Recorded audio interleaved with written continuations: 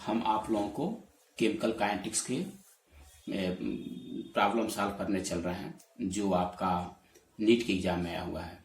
आप देखिए कैसे प्रॉब्लम सॉल्व करते हैं, कैसे क्वेश्चन आपका आता है। अभी तक ये जो क्वेश्चन दिया हुआ है ये नीट 2009 में और BHE 1996 में आया हुआ है। सबसे पहले आप ये देखेंगे ये जो क्वेश्चन है, ऐसा ये क्वेश्चन आपके एग्जाम में हर साल आ रहा है। ऐसे प्रॉब्लम को सॉल्व करने के लिए ध्यान देंगे आप।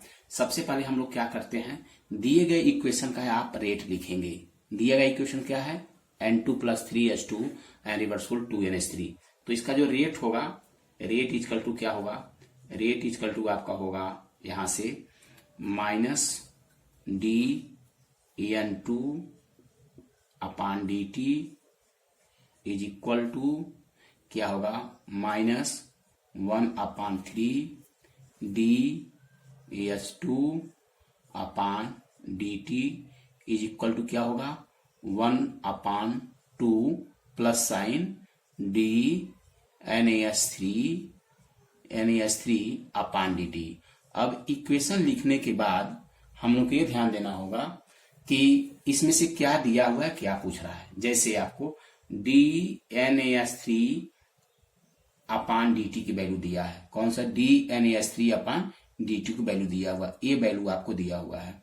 उसके बाद कौन सा पूछ रहा है, -dEH2/dt की वैल्यू पूछ रहा है। देखिए -dEH2/dt की वैल्यू पूछ रहा है। अब हमको क्या करना है, इनको जरूरत नहीं है, सिर्फ हमको इन दोनों रिलेशन को हमको लिखना होगा। यानी आपको इन दो रिलेशन की जरूरत है, ये दिया है और ये निकालना है। अगला स्टेप क्या करेंगे, उन दोनों रिलेशन को हम यूज कर लेंगे। आप उन दोनों रिलेशन को क्या करेंगे, यूज कर लेंगे। जैसे अब यहाँ पर क्या है, माइनस यहाँ पर -dEH2/dt की वैल्यू हमको निकालना है। तो यहां से dEH2/dt ये 3 क्या हो जाएगा, ऊपर चला जाएगा और 1/2 dH3 आपको मिल जाएगा। यानी हम यहाँ लिख सकते हैं 1/2, यानी सीधे हम कर दें, यहाँ पर क्या आ जाएगा, ये जो 3 था वो ऊपर चला जाएगा, इन हो जाएगा 3/2 और ये क्या है NaH3/dt। और चूंकि ये वैल्यू आपको दिया हुआ है, dNaH3/dt की वैल्यू हमको दिया हुआ है, तो आप ये देखें dNaH3/dt की जो वैल्यू दिया हुआ है, तो इसको हम रख दें कितना, 3/2 और इंटू dNaH3/dt की वैल्यू दिया है 2 × 10⁻⁴ mole litre inverse and second inverse. अब क्या हो गया, 2 से 2 कट जाएगा, आपको क्या आ जाएगा, 3 × 10⁻⁴ मोल लीटर सेकेंड इनवर्स। ये आपका आंसर हो गया। अब देखिए, अब हम लोग क्या करेंगे, दूसरा क्वेश्चन क्या है। दूसरा क्वेश्चन ये है, आप पढ़िए। दूसरा क्वेश्चन ये है कि हमें किसी रिएक्शन को, आपको जो लिखने का जो तरीका होता है किसी रिएक्शन का, वो कैसे हम लिखते हैं। देखिए दूसरा क्वेश्चन ये दिया हुआ है कि the rate constant for the first order of reaction, rate constant for the first order reaction. सबसे पहले आप रेट लिखिए, R equal to first order के लिए क्या होता है K, और यहाँ पर concentration of power 1। First order की बात करेगा तो 1 लिखेंगे और सेकंड ऑर्डर की बात करेगा 2 लिखेंगे। इनिशियल कंसंट्रेशन ये है, ये इनिशियल कंसंट्रेशन है। और ये अब आप देखिए यहाँ पर फर्स्ट ऑर्डर रिएक्शन का रेट कांस्टेंट दिया हुआ है, ये क्या आपका है, रेट कांस्टेंट है। तो रेट कांस्टेंट की वैल्यू कितना दिया हुआ है, यहाँ पर रेट कांस्टेंट की जो वैल्यू दिया हुआ है 6 × 10⁻³ दिया हुआ है। चलिए ये अब क्या दिया हुआ है, इनिशियल कंसंट्रेशन दिया हुआ है। ये इनिशियल कंसंट्रेशन जो दिया है वो कितना दिया हुआ है, वो आप लिख लीजिए। इनिशियल कंसंट्रेशन कितना दिया हुआ है, 0.10 मोलैरिटी दिया है। अगर हमें वैल्यू को पुट करें, यानी के की वैल्यू कितनी हो गई, 6 × 10⁻³ और यहाँ पर ए की वैल्यू कितनी हो गई, ए की वैल्यू हो गई 0.10। यानी यहाँ से आप क्या करेंगे, पॉइंट को हटाएंगे तो -1 हो जाएगा। यानी 6 × 10⁻³ × 1.0 × 10⁻⁻1, माइनस पावर जुड़ जाएगा, यानी 6 × 10⁻³ और -1, कितना हो जाएगा 6 इंटू 10⁻⁻⁴, जो आपका यूनिट दिया हुआ है, क्या दिया हुआ है, मोल दिया हुआ है और सेकेंड इनवर्स दिया हुआ है। ये आपका हो जाएगा आंसर 6 पॉइंट इंटू 10⁻⁴, ये आपका आंसर हो जाएगा। हाँ, हम लोग दूसरा क्वेश्चन देख रहे हैं। सेम आप ही देखिए क्या दिया हुआ है। सबसे पहले क्वेश्चन पढ़िए। आप दिया हुआ है फर्स्ट ऑर्डर का रेट कांस्टेंट, यानी के की वैल्यू दिया है 3 इंटू 10⁻⁻�6 पर सेकेंड, यानी सेकेंड इनवर्स। उसके बाद क्या दिया है, इनिशियल रेट दिया हुआ है। इनिशियल रेट इसको हम INT लिख देंगे, इनिशियल रेट जान लें। कंसंट्रेशन दिया हुआ है, कितना दिया हुआ है 0.10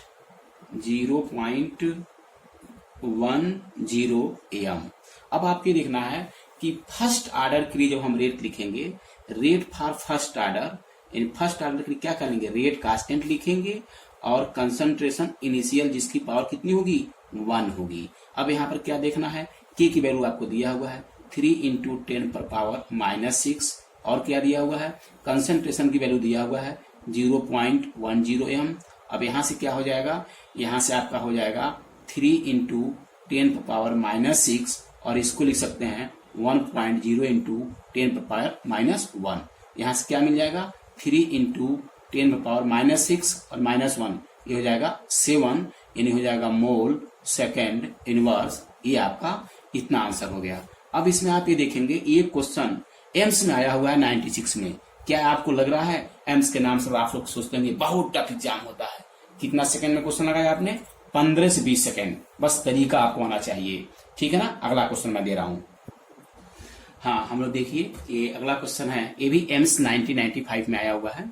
आप ये देखेंगे, the rate of reaction is found to be equal to its rate constant. सबसे पहले हमें देखेंगे कि रेट ये है आपका और यहाँ पर रेट कांस्टेंट है और ये कंसंट्रेशन है इनिशियल आपको दिया हुआ है। कह रहा है कि कब किस स्थिति में इसका रेट इसके रेट कांस्टेंट के बराबर होगा, जबकि कंसंट्रेशन कुछ भी हो, कंसंट्रेशन क्या हो, कुछ भी हो, यानी यहाँ की ए की वैल्यू हमें कहें चाहे 2 मोलैरिटी हो, चाहे ए की वैल्यू यहाँ पर 4 मोलैरिटी हो, चाहे ए की वैल्यू यहाँ पर आपका 10 मोलैरिटी हो, और चाहे ए की वैल्यू क्यों नहीं 1000 AM हो। तो ऐसे स्थिति में कब इस रेट का भी रेट ऑफ रिएक्शन इस रेट कांस्टेंट के बराबर हो जाएगा। यदि हम यहाँ पर n लिखें और n की वैल्यू अगर हम 0 रख दें, तो चाहे यहाँ पर ये कुछ भी हो, चाहे ये यहाँ पर कुछ भी हो, जैसे हमने अगर लिख दिया, अगर 2 ही लिखा तब भी 0 का पावर क्या हो जाएगा 1 हो जाएगा, के ही हो जाएगा, आर जो है के बराबर होगा, यानी रेट कांस्टेंट के बराबर हो जाएगा। या आर इक्वल टू हमने क्या लिखा, इसको अगर 1000 भी लिखा 100 भी लिखा तब भी पावर अगर 0 रखें तो आर वैल्यू किसके बराबर हो जाएगा, के बराबर हो जाएगा। यानी हमें देखेंगे rate of reaction rate constant के बराबर तभी होगा जब कंसंट्रेशन कुछ भी हो लेकिन एन की वैल्यू क्या हो 0 हो, और एन की वैल्यू जब 0 होगा तो एन की वैल्यू 0 का मतलब वो 0 ऑर्डर रिएक्शन हो जाएगा। यानी यहाँ पर अगर हम एन की वैल्यू क्या रखते हैं 0 रखते हैं तो कौन सा रिएक्शन हो जाएगा, आर इक्वल टू के, और ये यहाँ पर कुछ भी हो पावर 0, किसी भी संख्या का पावर 0 होगा उसकी वैल्यू हमेशा 1 होती है। ऐसे सिचुएशन में रेट जो है रेट कांस्टेंट के बराबर हो जाएगा। यानी 0 ऑर्डर का जो रिएक्शन होगा उसका कंसंट्रेशन कुछ भी हो लेकिन उसका जो रेट कांस्टेंट होगा वो रेट के बराबर होगा। अगला क्वेश्चन हम लोग देखते हैं। हाँ, हम लोग देखिए, ये नीट 2002 में पूछा हुआ क्वेश्चन। अब इसमें सबसे पहले क्या दिया है, हमने देखा है कि इस प्रॉब्लम को सॉल्व करते समय हम दिए गए इक्वेशन का रेट लिखेंगे। क्या इक्वेशन दिया हुआ है 3a और दिया हुआ है 2b। इसका रेट कैसे लिखेंगे, रेट हम लिखेंगे रेट इज इक्वल टू क्या हो जाएगा -1/3। आप जा रहे हैं रिएक्टेंट है और रिएक्टेंट में हमेशा माइनस लिखते हैं, और जो ए का कॉफिशिएंट होगा उसको उल्टा लिखेंगे। ये क्या हो जाएगा dA/dt हो जाएगा, और ये क्या होगा प्रोडक्ट है, ये प्लस हो गया 1/2 हो जाएगा, ये क्या हो जाएगा dB/dt हो जाएगा। पूछ क्या रहा है यहाँ पर, पूछ रहा है dB/dt की वैल्यू क्या होगी, तो dB/dt इसी की वैल्यू पूछ रहा है। तो आप लिख सकते हैं इतना बराबर, इसको आप यहाँ ले जाइए, क्या हो जाएगा, यहाँ से आपको हो जाएगा dB/dt इज इक्वल टू 2 यहाँ आ जाएगा, यानी -2/3 क्या हो जाएगा dA/dt। एन dB/dt की जो वैल्यू होगी किसके बराबर होगी, -2/3 dA/dt के बराबर होगी। बराबर होगी। ठीक है, तो आप इसमें देंगे, ये आपका आंसर सही है, बी वाला। अब आप देखिए, अब जैसे मैंने 5 तरह का क्वेश्चन आपको बताया है, इस 5 तरह के क्वेश्चन अपने आप एनसीईआरटी में ढूंढ करके या प्रीवियस ईयर जो क्वेश्चन मैं बता रहा हूं, इस आधारित पर जितने भी क्वेश्चन होंगे सारे क्वेश्चन को आप करिए। और जब आपको न आवे तो आप कमेंट में लिखिए कि इस ईयर का ये क्वेश्चन मुझे नहीं आ रहा है, या टाइप करके भेजिए, मैं अगले दिन निश्चित बताऊंगा। और इसको आप लोग सब्सक्राइब करें, साथ साथ लाइक करें, अच्छे से आप लोग पढ़ें। सब